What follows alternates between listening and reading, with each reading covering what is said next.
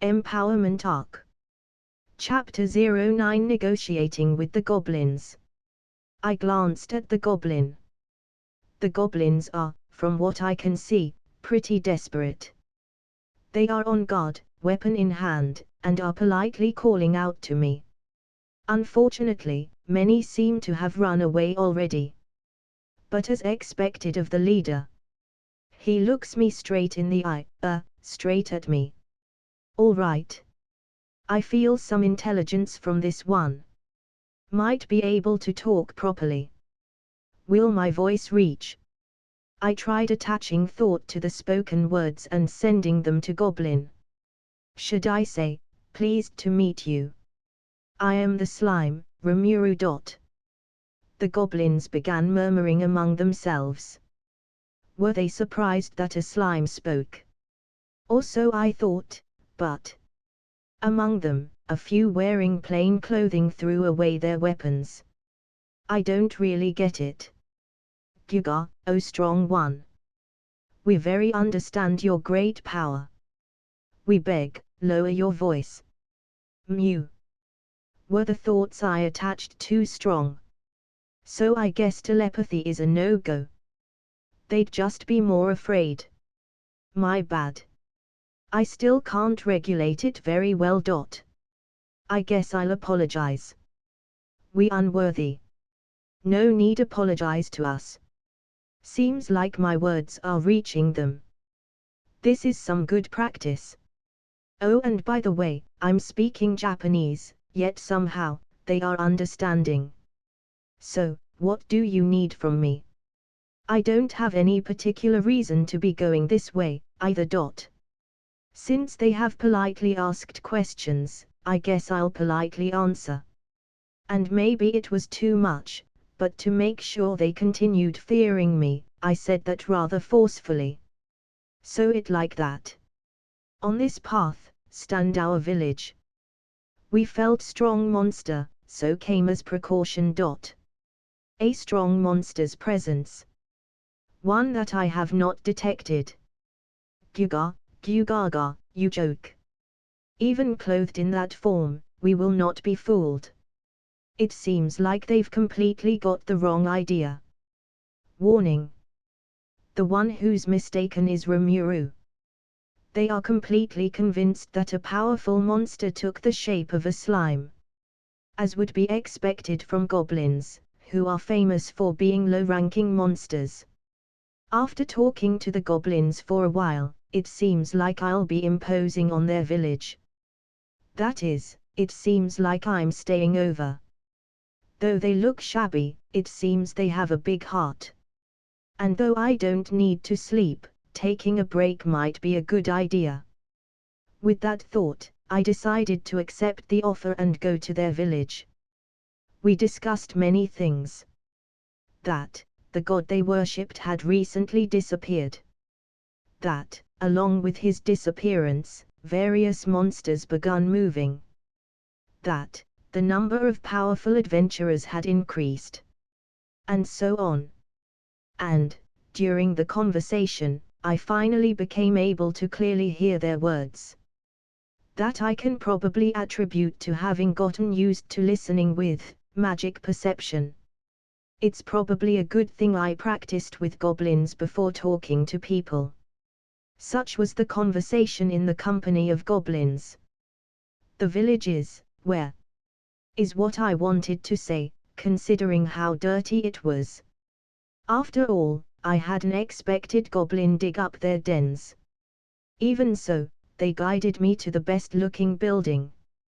The roof was made of rotting straw, and so was full of holes. The walls were just piled plywood. By my world's standards, even slum housing is preferable. That's how bad it was. We apologize for making you wait, honored guest. A goblin said while entering the structure. The goblin leader who had been showing me around until now then moved to attend to this one. Don't mind it. I hadn't been waiting that long. I tried to respond with the best business-like smile I could foster. Of course, the best slime smile possible. They say that a single smile can turn negotiation in one's favor. Got to say, even I am susceptible to that skill. Not that I know what we are negotiating about. We humbly apologize for the inability to provide better accommodations. I currently have the pleasure of serving as this village's chief. Having said that, the goblins placed before me a tea-like drink, which I have to admit, was rather surprising. I sipped the tea. To the onlookers, it probably looked like I toppled the cup over. It had no taste. Which was obvious, considering I had no taste buds. Whether that was good thing or not I don't know. After checking the ingredients, I confirmed that it was not poisonous. Moreover, I could feel their sincere attempt at hospitality from this cup. So, for what reason have you gone out of your way to invite me here? I went straight to the point. Let's become friends with a fellow monster. It probably wasn't that kind of benevolent reason. Although the chief tensed and began to tremble, he seemed to have steeled himself and proceeded to ask. And this is what he said. If I may, you are aware of the recent increase in activity among the monsters, correct? That I heard on the way here. We have lived till now peacefully due to the protection from our god. However, he seems to have hidden himself about a month ago. Due to his disappearance, the nearby monsters have begun invading these lands. We, ourselves, did not welcome their incursion, and responded with force, but our forces. Would the god be Veldera? Fits time-wise. In any case, it seems the goblins want my help. I understand your request. However, being a slime, I doubt I can live up to your expectations. Ha ha ha, how modest. A slime could never radiate such strong demonic aura. We are not so presumptuous as to try guess at why you have taken that appearance, but we are aware you are a named monster, are you not? Demonic aura, he said. What's that? I don't remember emitting that. So, I tried to observe myself with magic perception. There was some kind of ominous aura drifting about me. I should have noticed it when mimicking monsters or trying out body armor. How embarrassing. This feels just like walking down Main Street with your fly wide open. The cave's high magical energy concentration probably confused my senses. But this is no good. Totally out of the question. Now, I finally understand the monster's fear of me. What monster would want to make an enemy of this dangerous-looking guy? No idiots getting fooled by appearance here, kind of thing. Welp. Phew. As expected of the chief, thou understands. It was obvious, your grace. Your wondrous persona cannot be hidden. I see, I was found out. Thou seems to be a promising bunch. I'm getting carried away, aren't I? Let's play along with their misconceptions and manipulate them a bit. At the same time, let's try to erase that ominous aura, demonic aura. As if absorbing the aura, I tried to direct the outer magical energy inside. Ooh. You have been testing us. And let us thank you. There were many who feared your great aura. Looks like the aura successfully dissipated. From what I can see, I now look just like a normal slime.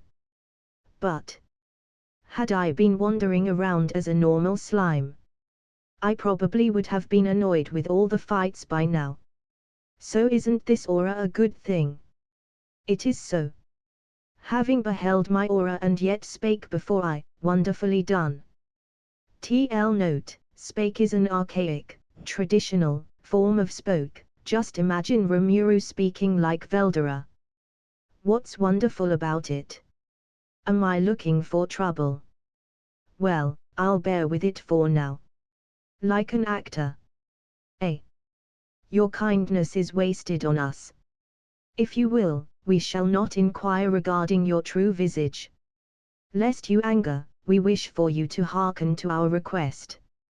Could we hope for such a favor? TL note, hearken is archaic for listen. Imagine the goblins being groveling level polite. Well, probably. Don't he avoid the subject? Let me hear it. While maintaining my haughty attitude, I pressed the chief for details. The story goes as thus. Coming from the eastern lands, new monsters threaten the balance of this region. Further, it seems that there are a few goblin villages around here. This village being but one of them, but they have had many battles with the newcomers and lost many good warriors. But the real problem was the named warrior.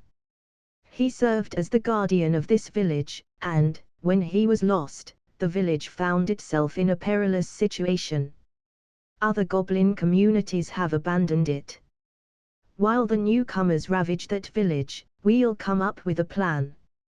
So the other villages thought.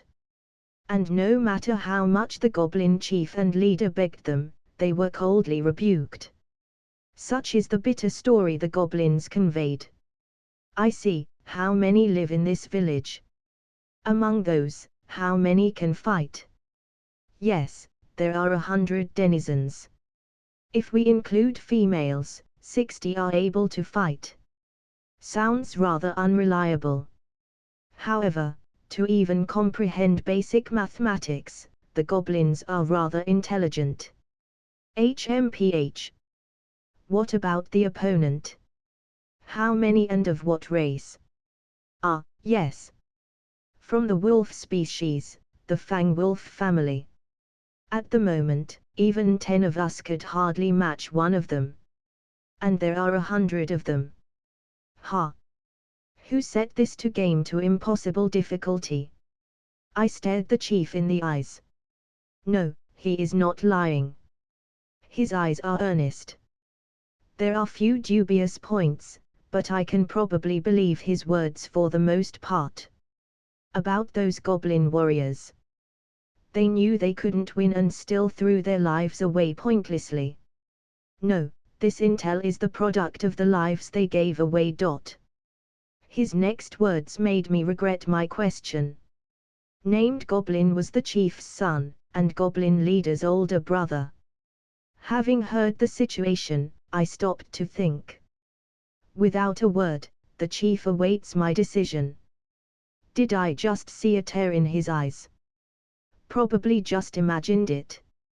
Tears don't suit monsters. Arrogance does. That's the proper appearance of the feared monsters.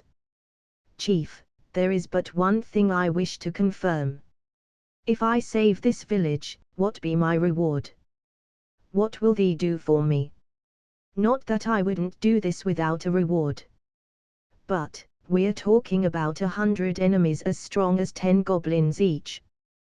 This will be no walk in the park.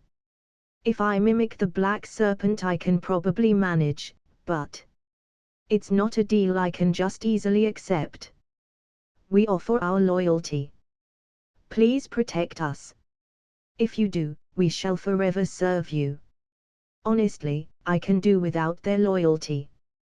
But, having endured 90 days of solitude, I truly enjoyed talking with the goblins. Had I been human, I might have been repulsed by their filthiness. But, I am now a monster. I fear no disease. Moreover, the chief sighs. I'm their only hope, they say.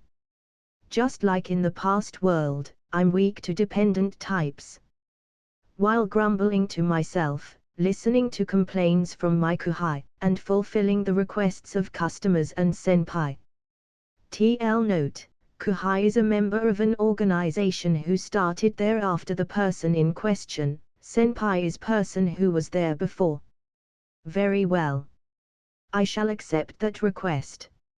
I accepted with an exaggerated bow. And so, I became the master of goblins, and their guardian. Status. Name, Rimuru Tempest. Species, Slime. Divine Protection, the Storm Crest. Titles, none. Magic, none.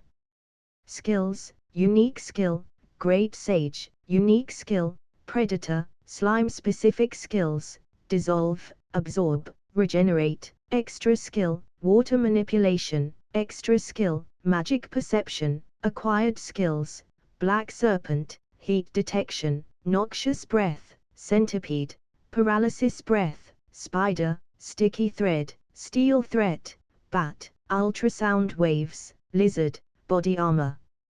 Resistances, Thermal Fluctuation Resistance X, Physical Attack Resistance, Pain Resistance, Electricity Resistance, Paralysis Resistance,